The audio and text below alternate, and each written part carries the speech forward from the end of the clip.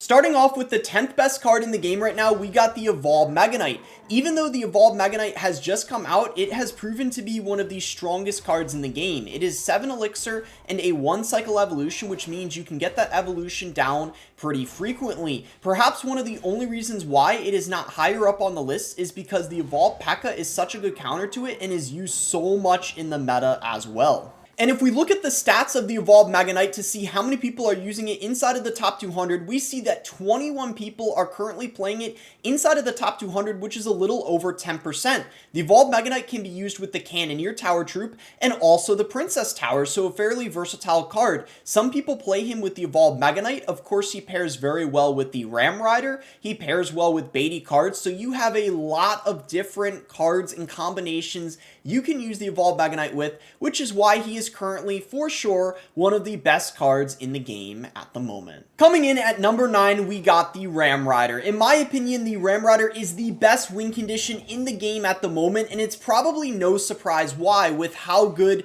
the Evolved Mega Knight and the Evolved Pekka are, which combo very nicely with the Ram Rider. She's also a very versatile card. She can pair well with a lot of different spells. She can be used on defense too because of that snare ability, which gets her a lot of value in so many different situations. And if we take a look at the Ram Rider stats, there's currently 23 people using her inside of the top 200, which is slightly more than the Evolved Mega Knight. She can be used with the Princess Tower as well as the Cannoneer Tower, and like I already mentioned, she pairs incredibly well with the Evolved Pekka and the Evolved Mega Knight, which are so broken this meta. So many different kinds of spell combinations you can use. As you can see, some people like playing her with the Evolved Zap, but you can also use the Ram Rider with arrows, Barb Barrel, and so on. There's even some people using Rage, Void, Lightning, you name it, so many different combinations you can play.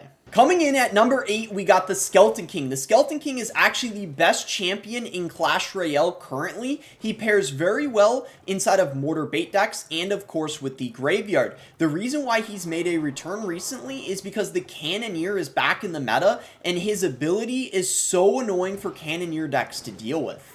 At the top of ladder, the Skeleton King is being played in 26 decks out of the top 200, which is a little bit more than the Ram Rider, and there's a variety of different decks he can be played in, but he's especially good inside of Beatty decks, which you guys can see is currently first in the world, and he especially pairs very well with the Cannoneer, which is the main tower troop he's used in the decks he pairs best in. Giant Graveyard he's very good in, and Mortar Bait, as I was saying, because they fill up his ability very well, which is why he's the best champion in the game, because he suits the meta well. The 7th best card is going to be the Evolved Skeletons. They're a 2 cycle evolution, but because they only cost 1 elixir, you're going to be able to get them down fairly often. They, in so many situations, can get an absurd amount of value, sometimes even 10 elixir or more if the opponent doesn't have the proper spell in response. They are also pretty good against the Cannoneer Tower, and they are very versatile in so many different cycle decks. There are 41 people using the Evolved Skeletons in the top 200, which is over 20%.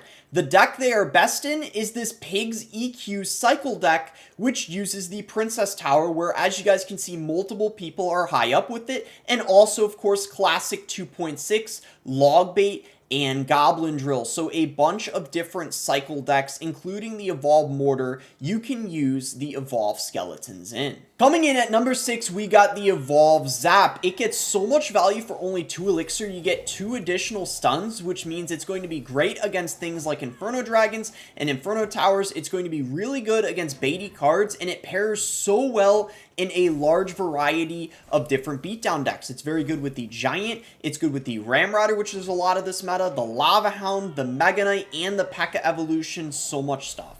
And there's 52 people using the Evolved Zap in the top 200, which is over 25%. It's very good inside of lava decks, like I mentioned. It's good inside of Giant Graveyard. You can use it with the Princess Tower, as well as the Cannoneer. You can use it with the Mega Knight and the Ram Rider and the Pekka, which it goes very well in. So you can see a variety of different beatdown decks, including Balloon. But it is not super great inside of cycles, so that, I suppose, is its one flaw. But beatdown, it's across the board. We're at the top 5 now. We got Void. Void is going to be okay against tanks, but it's especially good against support cards like the Wizard, for example, the Musketeer, and Inferno Drag. Support cards that have a decent amount of health, but not too much. But it can also be used against baity cards like the Minion Horde, for example. You can also use it to allow you to break through buildings, so it is quite versatile as a spell. It pairs well with a lot of different things,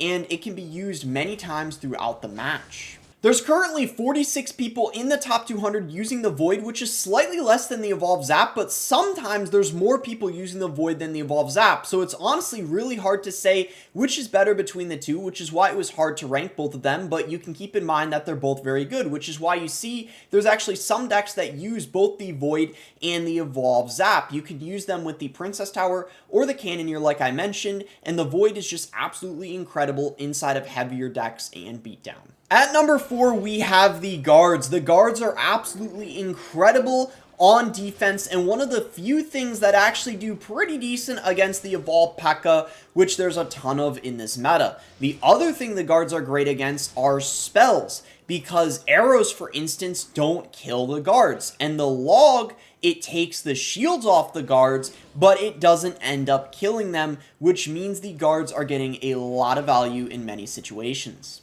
And there's 49 people in the top 200 using the guards, so slightly more than the Void, and the main decks the guards are played in are beatdown decks, of course, like Lava Hound and Giant Graveyard. A lot of people using them with the Princess Tower, but you can use the guards with the Cannoneer as well. You can use the guards inside of Mortar, though, so it's not a requirement to have them in beatdown decks, and you can see a lot of people using them with the new Evolved Pekka and Mega Knight. At top 3, we got the arrows. Now, the arrows recently got a nerf to the damage they deal to towers. It has not seemed to matter, though. They still remain to be by far one of the best cards in the game. Absolutely incredible against baity cards, and they have such a large radius, which means they're so consistent. There's many opportunities to get value, especially when you reach double and triple elixir, when there's so many things on the map. Pretty much every time you play them, you're guaranteed value. Which is why there's currently 60 people inside of the top 200 using the arrows. You can use it inside of baity decks. You can use it with the Cannoneer and the Princess Tower. The arrows go well with every tower troop. You can play them in Pekka, Giant Graveyard, Recruits, Mortar, Giant Graveyard, different Mortar variations, Goblin Giant decks. There's just tons of variety with the arrows. You practically can play them in just about anything you want to, except some cycle decks. At number 2, we have the Log, and man oh man, this really feels like a card that never dies no matter what the meta is. It of course is incredible inside of cycle decks. You can use it in heavier decks too if you want. For only 2 elixir, it's just getting so much value. You get chip damage on the tower, it's great against baity cards, and it knocks things back, which means you can utilize it on defense too. Which is why there's 66 people using it inside of the top 200. It of course is used in Expo. You can use it with the Goblin Drill. You can use it with Pig Cycle. You can use it with the Hog Rider. 2.6 different hog variations, different drill variations, you name it. Log bait, Royal Giant, so tons of decks. Pretty much the only thing you're definitely not going to see it in is inside of air decks like Lava Hound or Balloon, but otherwise you can pretty much pair it with anything you want. And last but certainly not least, the best card in the game currently, in my opinion, is the Evolved Pekka. And this might not be a big surprise to you guys. Everyone recently has known how ridiculously broken it is because she heals herself every time she kills something. And not only is she good against beatdown, which Pekka is known for, that makes her good against cycle now, because normally cycle cards would counter her, like things like a Goblin Gang, but that's not the case anymore, because now she kills one by one, and then before you know it, she's back at full health, headed towards your tower. Currently, in the top 200, there's 44 people using the Evolved Pekka, which is about twice as much as the Evolved Mega Knight, which really puts it into perspective. Now, you guys might be thinking, well, that's less than the Log and the arrows, so what makes that really broken? You guys have to realize the Evolved Pekka is a 7 elixir card, so the fact that that many people are using such an expensive card that doesn't normally be as versatile as it is and fit in so many different decks, which you guys are going to see as I scroll down. You can use her with the Princess Tower, the Cannoneer. You literally can pair the Evolved Pekka with the Evolved Magnite. Tons of different spells you can use with the Evolved Pekka, and you guys also have to consider the fact that not everyone has the Evolved Pekka. It's a brand new evolution. Not everyone has bought the pass yet. So the fact that so many people are in the top 200 with it and having success so early on really speaks volumes, especially when it's twice the amount as the Evolved Magnite. So that is why I believe, and many other people believe, that the Evolved Pekka is the best card in the game currently and probably could use a tiny bit of a nerf.